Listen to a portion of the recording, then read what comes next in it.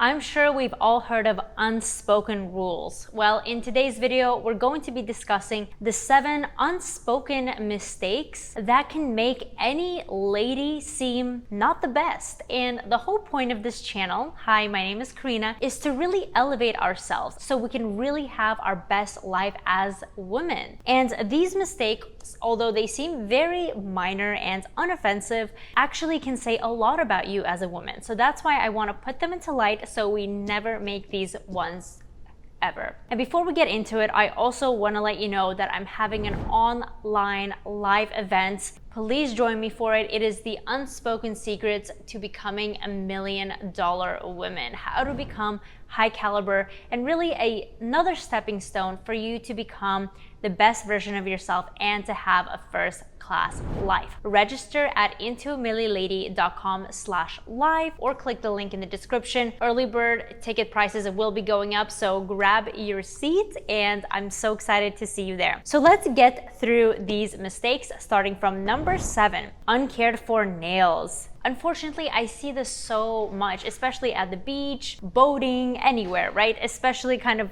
when your nails are out, and this includes toenails too. The number one culprit I see a lot is chipped nail polish. Always have nail polish remover on you, a tiny little bottle, so if anything chips, you can just remove all of them. Same goes for a broken nail. Get that fixed as soon as possible because it really shows that you either don't have the funds, the time, or really the desire to care for yourself in that way. It just sends a message of I don't care enough to take care of myself. Okay, mistake number 6, wearing really wrinkled clothing, either really wrinkled, unsteamed, or even old clothes, right? Home is home. I understand that everybody has lazy days and sometimes we want to wear our sweatshirt from college or from 8th grade even, right? Just to lounge around. But when you go out into public, and I've seen this a lot at airports, it's actually funny because sometimes it looks like people purposely try to put on their worst possible clothing to airports. It's almost like, I'm not saying you have to dress up at airports, but this is kind of just what I see very commonly, is just wearing really washed out leggings, the worst possible sandals, maybe a really old tank top that looks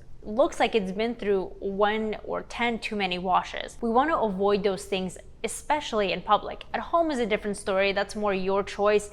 I still would urge you to take more care with your at-home lounging clothes just because it uplifts you anyways when you're there. But especially in public, avoid that, okay? 5th one is bad table manners. Anybody who knows even a little bit about table manners is a dead giveaway about, for example, if somebody placed their knife incorrectly or their fork incorrectly. And the thing is, we're not really taught these things by our parents, not so much. We're not really taught these things with our school.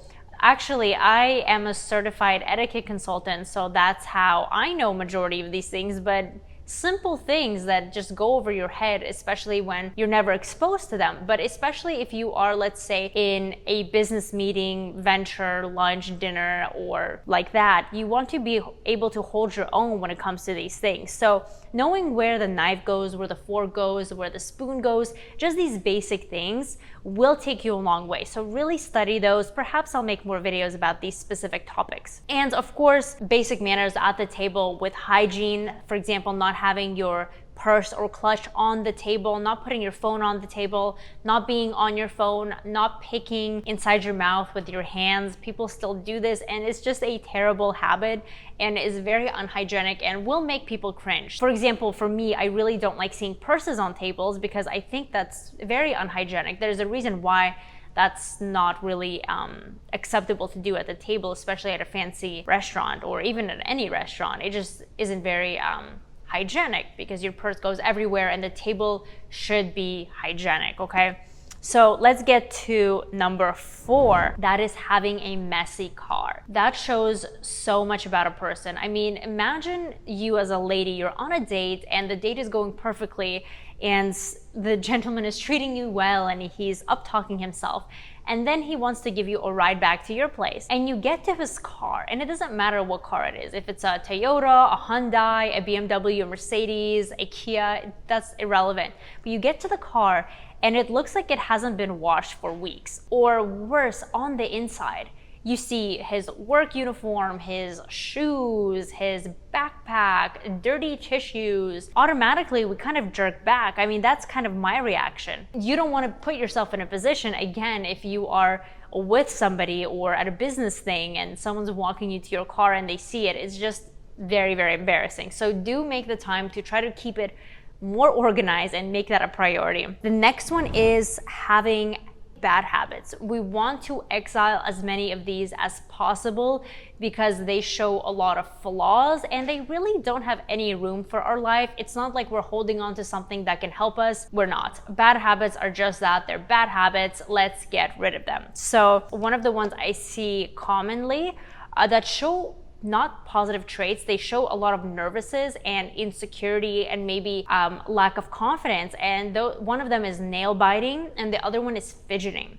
Fidgeting with your nails, maybe even kind of like self-touching your hair a lot, playing with your hair. Start with taking conscious of them in public and then move on to exiling them from your home as well, because at home we tend to be more relaxed, so it's easier to forget and kind of fidget out of boredom. But you'll notice that the more you practice it, the more you will stop doing them in all places, because a bad habit is fleeting and it's just that. A bad habit is a bad habit, so goodbye. Number 2, having no ambition and wasting time. That is not a good thing. It doesn't make you look like a good woman, and your ambition could be anything. It doesn't have to be extreme and life-changing, but just that you have a fire in your life to want to do something better for yourself, maybe for your family, for the world. It could be anything charity related. Maybe it's in more creative sense, such as art, maybe it's in business or career, but just having that and having a passion to talk about and to discuss with others